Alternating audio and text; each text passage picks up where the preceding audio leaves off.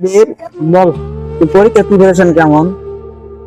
Preparation সুদ্ধা আছে বলা আরে পড়মু বলতে বলতে স্কুল শেষ হয়ে গেল।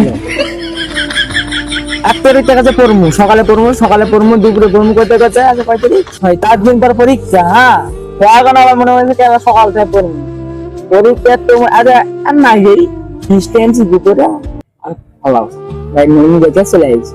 আরে বাহ আমিও আরে পরীক্ষা দিমু এই টেনশনে আর ভাই কই পড়াও হয় না।